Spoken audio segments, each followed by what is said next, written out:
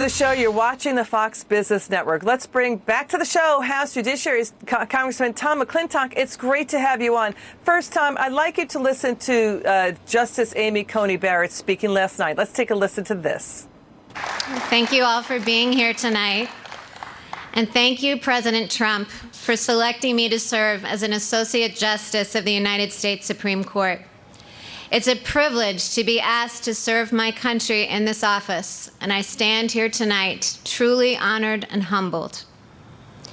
Thanks also to the Senate for giving its consent to my appointment.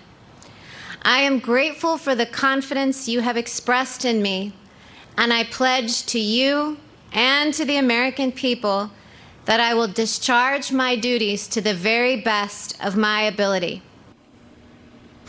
Okay, Congressman, that was an historic moment. What exactly are the Democrats now threatening to do in retaliation? What exactly are the consequences Republicans now face? We keep hearing that from Senators Kamala Harris, Chuck Schumer, and Richard Blumenthal. What's going on? What are you hearing? Actually, we've been hearing that threaten this for the last several years, of packing the Supreme Court with additional seats of their choosing.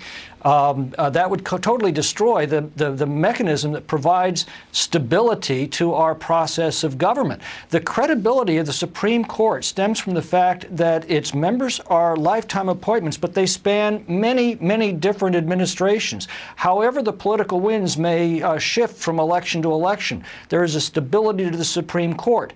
If each party begins adding seats every time they take power, the court loses that credibility, and we lose the stability that the court provides. All right, we've got Senator John Thune saying this is what Republicans were elected to do: restore the Supreme Court to its constitutional purpose, not its legislative purpose. But now we've got even House Speaker Nancy Pelosi talking about packing the court, along with Sherrod Brown and Senator Ed Markey. And then we have this, sir. Senator Chris Coons is basically saying that that they should re-examine hundreds of conservative judges now seated, that there should be a wide open conversation on the rebalancing of all the courts, that these hundreds of conservative judges should not be allowed to sit peaceably without re-examining the process, how they got there. How's that going to happen? Well, that's a radically different view from that of the American founders. The American founders, as was just reflected in Justice Barrett's remarks, viewed the court as a constitutional referee, not as a policy-making branch. That's the legislature, answerable directly to the people. The court has a very, very different function. What the left is trying to do is turn the court into a policy-making branch of government. That's why you see this tremendous conflict between the leftists and traditional liberals and conservatives who defend the integrity of the court. And by the way, Justice Ruth Bader Ginsburg was one of those liberals who said it would be a very bad idea to start packing the court with additional seats because it would turn it into a political instrument rather than the neutral referee that it was designed to be. You know, we're used to seeing justice depicted blindfolded because justice is supposed to be impartial. There's one depiction of justice where she's her eyes are wide open. And that is when she is looking to the Constitution. The left would change that completely. They'd make the justice blind to the Constitution and partial to a policy outcome that the liberals like, or the left likes. Yeah, and also Joe Biden at one point said that it would be massive power-mongering and corruption to try to pack the court. They're angry. They're so angry that Justice Barrett was seated on a strict party line vote. We haven't seen that in 150 years since Reconstruction. Let's listen to Senator Chuck Schumer saying this is a dark day for America. Watch this. My deepest, greatest, and most abiding sadness tonight is for the American people and what this nomination will mean for their lives, their freedoms, their fundamental rights. Monday, October 26th, 2020, it will go down as one of the darkest days in the 231-year history of the United States Senate. Okay, now we've got this. Watch this action. Democrats now say Justice Barrett is now a swing vote that could decide the 2020 election.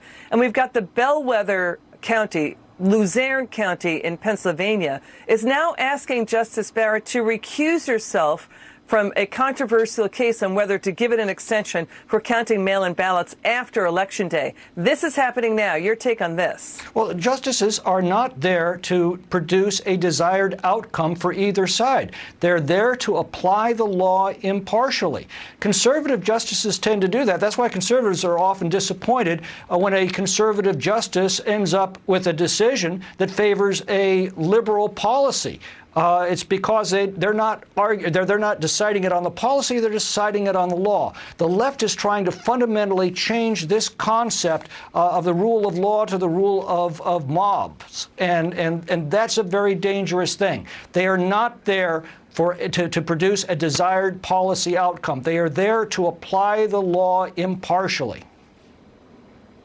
You know, we've got the Supreme Court angering the Democrat Party yesterday. The Supreme Court ruled against Wisconsin Democrats. It's a battleground state. Now it cannot count mail-in ballots received up to 6 days after the November 3rd election. That's a defeat for Democrats. Your final word. Well, don't forget they issued a different opinion involving different facts in the Pennsylvania case. That's where you are applying the law as it is written, not as you wish it to be. If you wish it to be a law, you need to join the legislature and resign from the Supreme Court.